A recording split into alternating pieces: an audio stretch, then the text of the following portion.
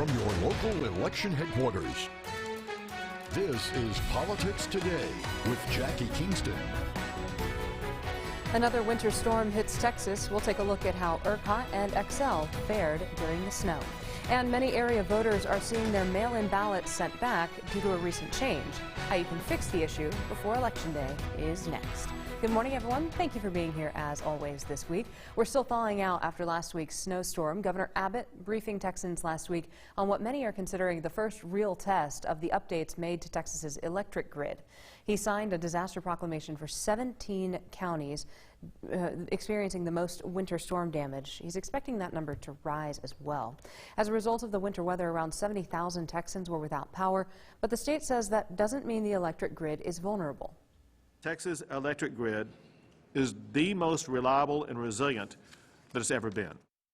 While the number of Texans who woke up without power last week was a large number, it wasn't as high as last year's snowstorm. Our numbers were considerably lower than the rest of the states here on the High Plains. Xcel Energy spokesman Wes Reeves saying they've had fewer than 500 customers with sustained outages for the event. That's across the Panhandle and eastern New Mexico as well. Reeves credits that number to not really having the conditions that cause outages. Xcel also reminding customers that they are not a part of ERCOT, the grid that serves most of Texas. Also from Austin last week, Governor Greg Abbott extending the Emergency Supplemental Nutrition Assistance Program benefits for this month, February. Texas Health and Human Services Commission is providing more than $300 million in emergency SNAP food and benefits for February, which should benefit more than 1.6 million Texas homes. All the SNAP households will receive a minimum of $95 in emergency allotment. That money should come in by February 28th. The leader of the terrorist group ISIS is dead. Coming up, we get a look at the special operations raid that carried out that mission and hear from Pentagon officials on what his death means moving forward. And ahead of the March 1st election, we're talking with the Potter County Republican chair about his efforts to bring back paper balloting. I'm Jackie Kingston. You're watching Politics Today from your local election headquarters.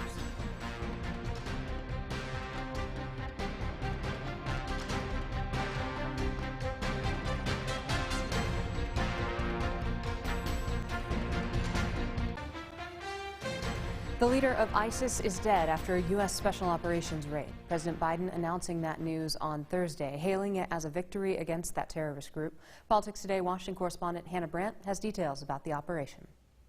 The operation was months in the making, according to the White House, and President Biden watched in real time from the Situation Room as special forces carried out the raid targeting the ISIS leader. Thanks to the bravery of our troops, this horrible terrorist leader is no more. Overnight, ISIS leader Abu Ibrahim al-Hashimi al-Qurashi was killed during a U.S. military raid in Syria. President Biden says al-Qurashi used explosives to kill himself and several of his family members during the attack. In a final act of desperate cowardness, he, with no regard to the lives of his own family or others in the building, he chose to blow himself up. First responders say 13 people were killed in the raid, including women and children. Pentagon spokesman John Kirby says U.S. forces were able to safely evacuate 10 other people. We're always mindful of the potential for civilian harm or harm to innocent life. American military officials say the leader was responsible for ISIS actions in recent years and the genocide of the Yazidi people in Iraq. Lawmakers, including Republican Senators Roger Marshall and Mitt Romney, are praising President Biden. So I stand behind the president on taking out this ISIS leader. That's very good news. Obviously, ISIS is a great threat to our interests, not only in the Middle East, but around the world. House Speaker Nancy Pelosi celebrated the raid, but warned there's more to do. The death of this ISIS leader does not mean the death of ISIS. And President Biden promised to keep pressure on ISIS and terrorists around the world. We will come after you and find you. President Biden says he specifically chose to go with a special forces raid to minimize civilian deaths rather than an airstrike, which would have been less risky for American forces but could have killed more people. In Washington, I'm Hannah Brandt. The new process for those who mail in their ballot in Texas is causing some to be sent back. Coming up, we'll hear from elections administrators on why they're working to fix those issues ahead of Election Day.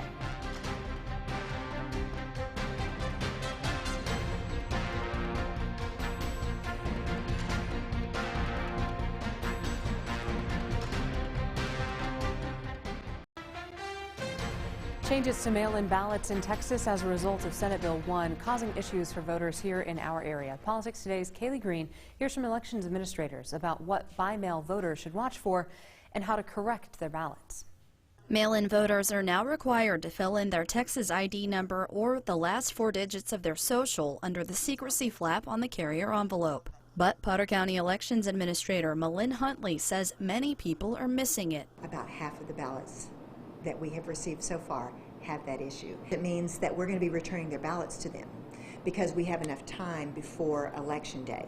It means that the voters will have an opportunity to fix that. Huntley says for now, they're returning those ballots along with a corrective action form. As we get closer and closer to time, if we have other voters that make the same mistake, there are ways for them to fix it, but they're not nearly as convenient. Randall County Elections Administrator Shannon Lackey says 18 of the 50 mail-in ballots they've received so far are missing that information. So we're going through the proper channels. We are trying to contact the voter if we can, and if not, we are mailing it back so they can correct this, and we want those votes to count. Huntley says the problem is widespread. This is happening all over the state, not just Potter County. So if we're expecting several thousand people to vote by mail, we don't want to have hundreds of people who have a problem. They say the procedure is new to everyone, but most by-mail voters are 65 years or older, so this change is difficult. We knew there were going to be challenges coming into this. To all of the voters, please don't get frustrated. Please don't give up on this process. You have the right to vote by mail. So if your mail-in ballot is returned, there are several ways to correct it. Lackey encourages anyone who needs help to call your elections administrator. And Huntley says if all else fails, you can call and cancel your mail-in ballot and just vote in person. Other voting news now. Last week, the Texas Department of Information Resources launched an app that will allow Texans to create an account to keep track of different government-issued IDs and registrations, but you cannot use the app to register to vote. That's because the state legislature has not yet passed a law that would allow new voters to register online. We're one of the few states who doesn't do that. It still needs to be done on paper, even though 42 other states have already implemented online registration. With the Republican-led state legislature, political experts say it's unlikely that the state will allow digital registration anytime soon. All elements of the voting process have become more contentious and public opinion divided among partisan lines. You increasingly see more Republican skepticism. If you're going to see any chance at all, it's going to have to be something coming out of the Democratic majorities in Washington right now. For more information about the new app and your license and registration, and more about what part of the voting process has been moved to online, always go to our website, myhighplains.com. We're going to keep talking about the voting process coming up next here on Politics Today. The method of how Potter County Republicans vote was up in the air until just a couple of weeks ago. Hear why the Republican chair is working to change to paper ballots in our interview. That's next.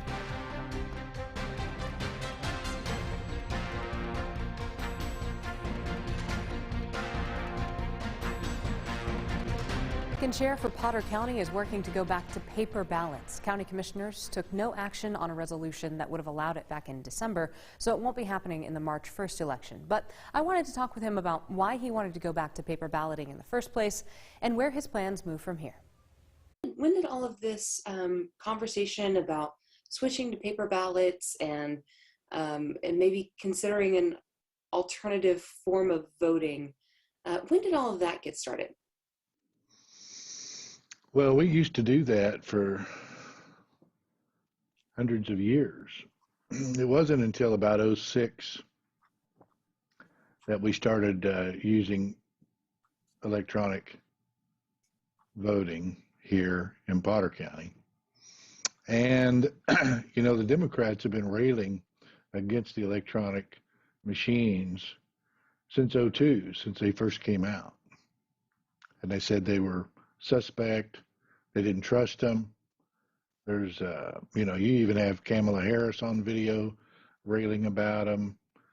A lot of Democrats, Klobuchar, and they were adamantly opposed to the voting machines. But everybody kind of ignored them. And then when we had 2020, then it was the Republicans or more the conservatives, I think, the conservative Republicans, the Trump supporters, that were upset and felt like something wasn't right. So you have both parties that a tremendous number of people don't believe they're secure. And if you read HAVA, they all point to HAVA. For instance, when I said we would, we invited the Democratic Party when our EA asked us to come in and sign a joint primary agreement, which is typical. Most counties do that because it's just kind of the way things have gone as things have become more and more centralized, particularly with the electronic voting, because those voting machines are very complex. And so most counties then defer to the EAs because the parties don't really have the capacity to manage the machines because of their complexity. So, and I'd been talking to our county judge and commissioners since June of last year. I gave them a couple ideas that I think would make Potter County boom economically, and also that we need to get back to paper ballots, and it would save the county a fortune. So they never took any action. So when our county judge came in to file for her office, I asked her, when are we going to get this done? And she said, well, our EA wasn't on board with that. And I said, well, she doesn't run the county. The state law says that it's up to the county commissioners to choose whatever voting system they want in their county. So you all need to decide which voting system you want, and then her job is to implement that system, not to advocate for any particular system. So anyway, and I offered, I said, I tell you what I can do. I have some contacts. A friend of mine ran the largest DEA office in America, and he's connected with some people in the Justice Department and other places. And he knew some people that could come to Amarillo and show how one of these people that worked military intelligence could log into our EA's computer, if they would plug in some voting machines, that he would log in to those voting machines, he would manipulate votes, and then show us how they did it, because there'll be no trace. And she said, I would love to see that. So I spent the next couple of weeks lining this up, getting a private jet to pick these people up in 3 different states and bring them to Amarillo on Tuesday at 1 p.m. in the auditorium of the Santa Fe building. And then Friday evening, about 5 o'clock, I get an email from the county judge and said, cancel the meeting. I tried to call her several times, even on her cell number, just to find out what's going on, if she wanted to move it, what was going on. I never got a response. And then when we had our commissioners meeting regarding our Potter County Executive Committee resolution, wanting to get out of the polling place program that the Secretary of State's office has concocted, which allows people to vote anywhere in the county, requiring electronic poll books. After about 2 hours of debate, she shut it down and said, we're just not going to take any action. And all that would do is allow us to go back to the way we used to do it. We could run our primary, and we could take the ballots down to central counting, run it through the optical scanner, and then we could hand verify those votes, which is the way we did it for the last 50 or 60 years. I mean, the technology's old, and every county in the state has that technology. They use it to count the absentee ballots today. They print a paper ballot, they put it in an envelope, they send it to the voter, it comes back, they verify the signature, and on election night, they'll run it through that optical scanner, and then we'll hand verify those votes, just like we used to do it.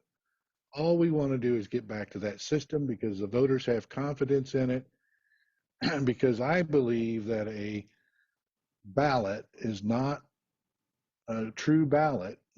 In other words, an electronic system is simply evidence of a vote. In order to have a true ballot, it has to be tangible. It has to be self-marked, hand-marked, which makes it self-authenticated. It's a self-authenticated, hand-marked paper ballot. And I don't care if they lay them out in a Palaia Lake and scan them from space. Doesn't matter how they count them, because we can hand verify those votes, and we have the documents. But with the complete electronic system, there's zero way to verify the votes. And if you read HAVA says, and I printed it out this morning, and I have it in section 301, and they know about this, but they've been violating HAVA ever since they started using the current system that we're using today, since 2006. And that's appalling to me. Because when I told them, and back to what you asked me earlier, when I went into the EA to sign that, I said, I have no problem with a joint primary. And it occurred to me that this is an opportunity to go back to paper and show people that it works, and to give people confidence in their vote. And the reason I did it is because my executive committee asked me to do it, and the voters want that. I have not had one voter call me and say they like the electronic system. So when she asked me that, I said, sure, we would love to have a joint primary. We would love for the Democrats to participate with us, but we want to go back to hand-marked paper ballots. The Democratic Party chair refused to participate. So she's the one that chose not to have a joint primary, not me, which created a problem because they want to use the electronic machines. Why, I don't know. We would be using paper, and that's going to create some confusion. So I'm not the one that created the confusion. It was the Democratic Party. If they would have went along, it would have been a perfect setup. But when I talked to the Secretary of State's office, we had a conference call with our election administrator, our county attorneys, all the legal staff at the SOS, and the Republican Party of Texas. And this went on for a long time. And they told me that they've made all these administrative rules, and because Potter County had opted in to this polling place program, the PPP, then there's all kinds of restrictions on the parties. For instance, I can't handle early voting. That would have to be done with the EA through electronic. And they would force us, they were going to force us to hand count those ballots the night of the election. Well, that's, that doesn't sound that bad until you understand what's involved in counting ballots. And I said, well, that's fine. We'll count them by hand, and we'll run them through our scanner. And my EA thought we could do this too, but they said, nope, can't do it. You have to hand count. You can only count them one time.